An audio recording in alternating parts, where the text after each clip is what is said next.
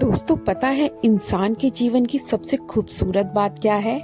वो ये कि उनकी आंखें सपने देख सकती हैं, कल्पनाएं कर सकती हैं। वो सभी जीवन के सच जिन्हें वो जानता है, जो वास्तव में कभी पूरे नहीं हो सकते, उन्हें वो कम से कम अपनी कल्पना की दुनिया में सच कर सकता है, हंस सकता है, मुस्कुरा सकता है। तो आपके लिए एक ऐसी ही कहानी लेकर आए हैं, पर उससे पहले चैनल को लाइक, शेयर एंड सब्सक्राइब करें। फिल्म के पहले दृश्य में हम देखते हैं कि एक लड़का बूजिन अपनी बीवी सुआ की फोटो के सामने बैठा है। वो इस दुनिया को छोड़ चुकी है और बगल में बैठा उसका बेटा अपनी माँ को याद करता है। बूजिन एक स्विमिंग क्लब में काम करता है। वो वहाँ की क्लीनिंग से लेकर वहाँ के रिसेप्शन तक सब कुछ संभालता है। उसकी जिंदगी रोज एक ही लूप में चल रही है। वो रोज क्लब के कुछ निश्चित काम करता है और उसके बाद अपने घर के कामों में बिजी हो जाता है। रोज सुबह अपने बच्चे को स्कूल के लिए उठाना और बाकी बच्चों की तरह हमारा जीहो भी सुबह उठने में आनाकानी करता है और वो अक्सर अपनी शेल्फ में जाकर दोबारा से सो जाता है।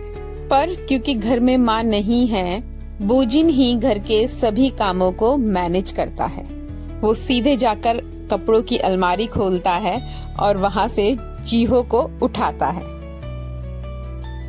सुबह सुबह टीवी में एक खबर चल रही है कि बारिश का मौसम शुरू होने वाला है और जीहो इस खबर को देख रहा है।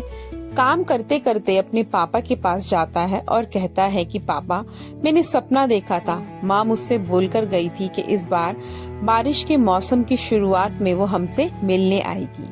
पापा दोनों तरफ के कामों में बहुत ज्यादा बिजी हैं, इसलिए वो भी बच्चे को खुश करने के लिए कह देते हैं, हाँ तुमसे बोल के गई है ना माँ, तो इस बार आएगी। इसके बाद जीहो को पापा तैयार करते हैं और दोनों बापा बेटे स्कूल के लिए निकल जाते हैं। अपनी माँ की तस्वीर पर दोनों किस करते हैं और चले जाते हैं। दोनों ही एक दूसरे का बहुत ख्याल रखते हैं। जीहो बोलता है, पापा अब आप जाइए, आप भी अपने ऑफिस के लिए लेट हो रहे हैं। बूजिन भी अपने स्विमिंग क्लब में पहुंच जाता है। यहाँ पर जो दूसरी लड़की है जो काम करती है, वो बूजिन को पसंद करती है। इसलिए बूजिन को जब भी कोई प्रॉब्लम होती है तो वो बूजिन की हमेशा मदद के लिए तैयार रहती है। पर दूसरी तरफ यहाँ का स्विमिंग कोच बूजिन से थोड़ा चिढ़ता है। स्विमिंग पूल में एक चप्पल के गिर जाने पर जब बूजिन उसे निकाल रहा होता है तो स्विमिंग कोच बूजिन को पानी में धक्का देने की कोशिश करता है, पर खुद ही गिर जाता है। दूसरी तरफ बूजिन का बेस्ट फ्रेंड इसी शहर के अंदर अपनी बेकरी चलाता है। जीहो भी अक्सर अपने स्कूल के बाद अंकल से मिलने के लिए आ जाते हैं। आज जीहो एक प्रॉब्लम में फंसा हुआ है। वास्तव में कल उसके स्कूल में एक रिले रेस है और उसमें सभी बच्चों को अपने पापा के साथ दौड़ना है, पर जीहो के पापा नहीं दौड़ सकते, तो अंकल प्रॉमिस करते हैं कि रेस में तुम्हारे साथ मैं दौड़ूंगा। दूसरी तरफ बूजिन कोशिश कर रहा है जल्दी से बेटे के स्कूल पहुंचने की, पर ये स्विमिंग को जानबूझकर एक्स्ट्रा काम दे देता है बूजिन को। यहाँ स्कूल में अंकल पहुंच तो चुके हैं, पर क्योंकि वो उसके पापा नहीं है, उन्हें रेस में पार्टिसिपेट नहीं करने दिया जाता। पर एंड टाइम पर बूजिन भी स्कूल में आ जाता है और दोनों पापा बेटे रेस के अंदर भाग लेते हैं। पर ये क्या, पापा तो दौड़ते दौड़ते गिर पड़े हैं और इसलिए रेस भी नहीं जीत पाए। पापा जीहो से सॉरी मांगते हैं, पर जीहो एक बहुत ही गंभीर बच्चा है। वो कहता है, नहीं पापा, कोई बात नहीं, कभी जीतता है इंसान तो कभी हारता है। और दोनों एक रेल की पटरी को पार करते हुए अपने घर की ओर निकल पड़ते हैं। अब क्योंकि बारिश होने लगी है तो सपने के अनुसार जीहो की माँ को उससे मिलने के लिए आना है और वो अपने पापा से जिद करने लगता है अपनी माँ को ढूंढने की। बच्चे का मन रखने के लिए पापा भी उसके साथ निकल पड़ते हैं। बहुत देर तक ढूंढने के बाद एक औरत सच में उन्हें रेलवे ट्रैक पर नजर आती है। एक बार तो बूजिन डर जाता है कि कहीं कोई भूत तो नहीं, क्योंकि उसकी शक्ल हूबहू उसकी पत्नी सुआ से मिलती है। यानी कि उसके बच्चे का सपना पूरा हो गया है और दोनों पापा बेटे मिलकर उस औरत को अपने घर ले आते हैं। पर उस औरत को कुछ भी याद नहीं कि ये उनका पति है या ये उनका बच्चा है। अब ये दोनों मिलकर कोशिश करेंगे सुआ को सब कुछ याद दिलाने की कि हमारा एक पूरा परिवार है। हाँ दोस्तों, यही है वो कल्पना जिसकी मैंने मूवी की शुरुआत में बात की थी, जो इन दोनों ने अपने जीवन में वास्तव में उतार ली है। 5 साल बाद अपनी बीवी को देखकर बूजिन भी खुशी के मारे पागल हो रहा है और चाहे घर हो या ऑफिस, वो दुगनी गति से अपना काम कर रहा है। जीहो को सुबह स्कूल जाते वक्त उसकी माँ तैयार करती है, जिससे जीहो बहुत खुश है। पर अभी दोनों अपनी माँ से ज्यादा काम नहीं करवाते। स्कूल से आने के बाद दोनों माँ बेटे मिलकर खेलते हैं। सुआ एक गंदे घर की सफाई करती है। जीहो जिद कर बैठता है कि उसे आज अपनी माँ के भात का बना खाना ही खाना है, जिस पर बूजिन कहता है कि अभी तुम्हारी माँ बीमार है ना, उसे ज्यादा परेशान मत करो। जिस पर बेटा बोलता है कि नहीं, अब माँ बहुत ठीक हो गई है, उन्होंने पूरे दिन मेरे साथ खेला है और मुझे सभी गेमों में हरा दिया है, मुझे माँ के हाथ का बना खाना ही खाना है। जिस पर सुआ उठती है और खाना बनाने के दौरान गरम छींटे उस पे पड़ने लगती हैं, तो बूजिन उसे ढक लेता है और माँ को तो बचा लेता है और खुद के शरीर पर जले की छींटे पड़ जाती हैं। तो रात को सुआ सोने से पहले कहती है अपने कपड़े उतार लेना। बूजिन कहता है कपड़े उतार लेना क्यों? वो सपने सजाने लग जाता है। इस पर बोलती है तुम जल गए थे ना। तो बूजिन को समझ में आता है, अच्छा ठीक है ओके, और सुआ बूजिन के शरीर पर दवाई लगाती है। वही सुआ पूछती है कि हम दोनों की शादी कैसे हुई थी, मैं जानना चाहती हूँ सब कुछ। यहाँ से कहानी फ्लैशबैक में चलती है। बूजिन और सुआ एक ही क्लास में पढ़ते थे। बूजिन को सुआ पहली नजर में ही पसंद आ गई थी और बेकरी वाला फ्रेंड भी बूजिन के दिल का हाल जान गया था। एक दिन स्कूल में डांस की प्रैक्टिस के दौरान, क्योंकि बूजिन लेफ्टी था तो वो प्रॉपर डांस नहीं कर पा रहा था। दूसरी तरफ सुआ को भी ये दिक्कत लेफ्टी होने की वजह से अपने पार्टनर के साथ आ रही थी, जिस पर टीचर ने सुआ और बूजिन का पेयर बनवा दिया और बूजिन के मन में तो मानो लड्डू ही फूटने लगे। लेकिन यहाँ तो सब गड़बड़ हो गया। डांस के दौरान बूजिन का पैर सुआ के पैर पर पड़ा, जिससे बूजिन नीचे की ओर झुका और ऊपर उठते वक्त उसका सर सुआ के नाक पर लगा और सुआ के खून निकलने लगा। उसके बाद पूरे सेशन बूजिन की हिम्मत ही नहीं हुई सुआ से कुछ बात करने की। अब सेशन क्लास का आखिरी दिन भी आया। सुआ ने आगे बढ़कर अपनी स्लैम बुक बूजिन को दी भरने के लिए। उस दौरान बूजिन अपना पेन सुआ के पास ही छोड़कर चला गया। सुआ दूसरे शहर यूनिवर्सिटी पढ़ने चली गई और बूजिन ने अपनी स्विमिंग की प्रैक्टिस कंटिन्यू रखी। यहाँ पर जो बूजिन है वो स्विमिंग का बहुत अच्छा स्टूडेंट है और उसने एक बार सुआ की जान भी बचाई थी। बूजिन कई बार सुआ से बात करने की कोशिश करता और बिना कुछ कहे फोन काट देता, लेकिन एक दिन उसके बेकरी वाले फ्रेंड ने उन दोनों की बात करा दी। तो बूजिन और सुआ की मिलने की मीटिंग तय हुई। मीटिंग इस बात को लेकर तय हुई थी कि तुम मेरा वो पेन वापस कर देना। सुआ भी बूजिन का पेन लेकर आई। वहाँ से लौटते वक्त बूजिन ने परमिशन मांगी सुआ से कि क्या वो उसे लेटर लिख सकता है, तो सुआ ने भी कहा हाँ। दोनों पति पत्नी बैठकर अपने उन पुराने लम्हों को एक बार फिर से जी रहे हैं कहानी के द्वारा। क्लास में बच्चे बात कर रहे हैं, बारिश फिर से हो रही है। तो एक दोस्त कहता है कि जब भी मेरे पापा कार धोते हैं ना, बारिश उसी समय होती है। ये बारिश हमेशा मेरे पापा की कार की वजह से होती है। और वहाँ दूसरी तरफ बूजिन का बेकरी वाला फ्रेंड हमेशा बूजिन के लिए नए नए रिश्ते तलाशता रहता है और आज भी उसने एक लड़की ढूंढी है बूजिन के लिए।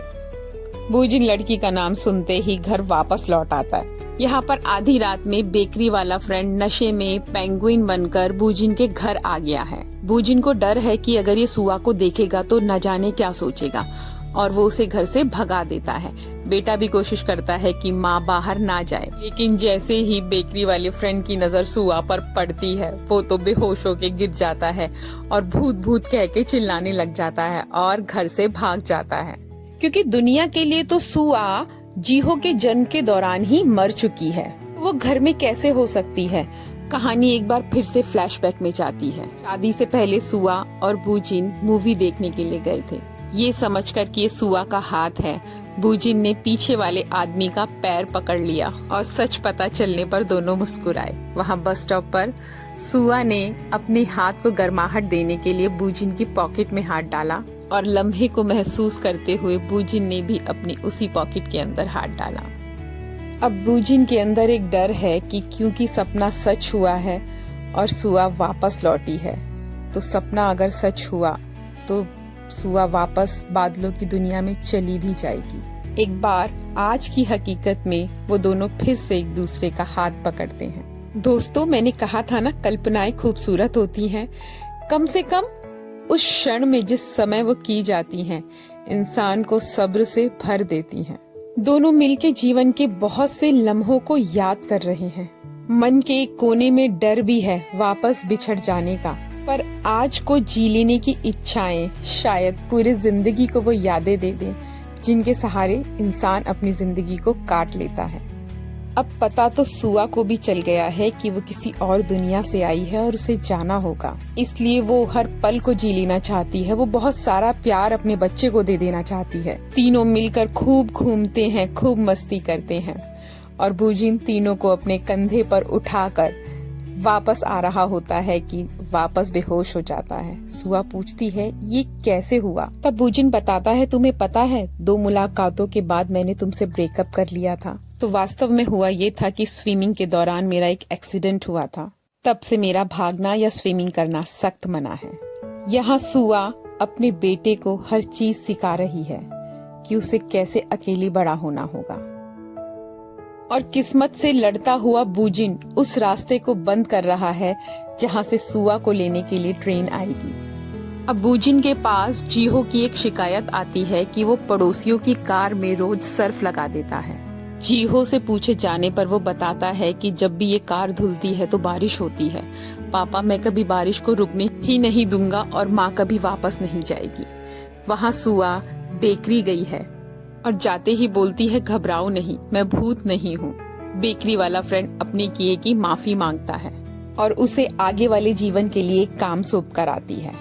अब वो बेकरी से वापस आ चुकी है तो जीहो के लिए केक लेकर आई है ताकि वो एक जन्मदिन अपने सामने अपने बेटे का बना सके। इस दर्द के साथ कि वो कभी अपने बेटे का कोई जन्मदिन अपने सामने मना ही ना पाई, इस जन्मदिन को तीनों हंसी खुशी से मनाते हैं और एक बार फिर से सुआ अपनी पुरानी जिंदगी की कहानी जीहो से सुनने बैठती है।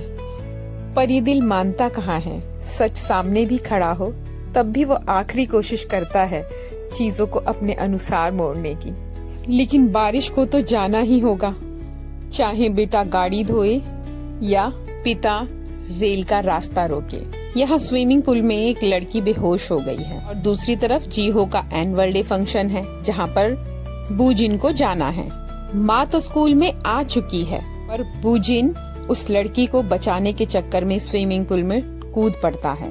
स्टेज पर सब बच्चे बता रहे हैं कि वो बड़े होके क्या करेंगे, जिस पर हमारा जीहो कहता है कि मैं तो अब भी सब कुछ कर लेता हूँ, मैं सारे घर के काम कर लेता हूँ। बाहर चमकती धूप को देखकर तीनों की सांसें अटकी हुई हैं। को देखते ही जीहो भागा भागा घर आता है। यहाँ पर बेहोश हालत में बूजिन को जैसे ही धूप दिखाई देती है वो एम्बुलेंस छोड़कर अपने घर की तरफ दौड़ता है। माँ ने घर में चिट्ठी लिखी है कि उसे जाना होगा, लेकिन जीहो भी दौड़ता दौड़ता उसी ट्रेन के रास्ते पर पहुँच जाता है। तेज बारिश ने बाप की रखी उन लकड़ियों को रास्ते से हटा दिया है, पर दोनों के देखते देखते माँ आंखों से ओझल हो जाती है। एक बार फिर से पापा बेटे मिलके अपनी जिंदगी के कामों को शुरू करते हैं, लेकिन बूजिन में जिंदगी जीने का एक नया कॉन्फिडेंस आया है। अब वो स्विमिंग पूल में उतरता है और स्विमिंग की कोचिंग देता है। दोस्तों, अभी तक हमने इस प्रेम कहानी को बूजिन की तरफ से सुना था, अब हम इसे सुआ की तरफ से सुनेंगे। सुआ जब स्विमिंग पूल में डूब रही थी तो बूजिन ने उसे वहाँ पर आकर बचाया था और बूजिन ने जब सुआ से अपना पेन मांगा तो उसे कुछ समझ ही नहीं आया और उसने सीधा मना कर दिया और उसके बाद वो मन में बहुत पछताई थी। सुआ कोई लेफ्टी नहीं थी, पर क्योंकि उसे अपना पेयर बूजिन से बनाना था इसलिए उसने ऐसा नाटक किया कि वो लेफ्टी है। सुआ भी अपनी पहली क्लास में ही बूजिन पर अपना दिल हार बैठी थी। स्कूल के आखिरी दिन जब सुआ ने अपनी स्लैम बूजिन से भरवाई थी तो जानबूझ के उसका पेन अपने पास रख लिया था। उसने खुद कई बार कोशिश करी बूजिन से बात करने की, पर कभी हिम्मत न कर पाई और फाइनली एक दिन बूजिन का फोन आया और उसके मन में तो मानो घंटियां ही बजने लगी। सुआ बूजिन से ज्यादा एक्साइटेड थी मिलने के लिए और तभी उसने पहली बार बूजिन का हाथ पकड़ा और फिर अचानक से सिर्फ 3 मुलाकातों के बाद, बूजिन, तुमने मुझसे कह दिया कि हम इस रिश्ते को खत्म कर रहे हैं। तुम्हें नहीं पता मेरी क्या हालत हुई थी उस समय। जब तुम मुझसे यूनिवर्सिटी में मिलने के लिए आए थे और मुझे तुमने उस गाड़ी में बैठा देखा था, तो तुम वापस मुड़कर चले गए थे। मैंने तुम्हें देख लिया था और मैं तुम्हारे पीछे भागी और तभी मेरा एक एक्सीडेंट हो गया। और तुम्हें पता है, मैं उस दौरान कोमा में चली गई थी और उस कोमे में मैं अपनी आगे आने वाली जिंदगी को देख चुकी थी कि मेरी तुमसे शादी होगी, मेरा एक बेटा होगा और मैं उसके जन्म के दौरान मर जाऊंगी। जब मैं 6 दिन बाद उठी तो मेरे पास 2 ऑप्शन थे, या तो मैं तुमसे शादी ही ना करूं, तो ऐसा सच में हो ही ना। लेकिन तभी मैंने सोचा कि मैं ऐसी शादी करके करूंगी भी क्या, जिसमें मैं जिंदा तो बहुत लंबे समय तक रहूंगी पर अपने प्यार के साथ ना रह पाऊंगी। मैंने तभी ये निर्णय ले लिया था कि मैं तुमसे ही शादी करूंगी। मैं ये बहुत पहले से जानती थी कि मैं मर जाऊंगी और मेरा वो सपना बाद में सच हुआ। अब हमने देखा था ना, बेकरी वाले अंकल को माई काम दे के गई थी। वो 20 साल के लिए कुछ लेटर्स जीहो के लिए लिख के दे के गई थी। जीहो 20 साल का हो चुका है और आज उसका फिर से जन्मदिन है और बेकरी वाले अंकल उसका मम्मा का कार्ड और केक लेकर आए हैं। और आज जीहो अपनी पहली डेट पर जा रहा है और पापा वापस फिर से सुआ की यादों के साथ खड़े हैं।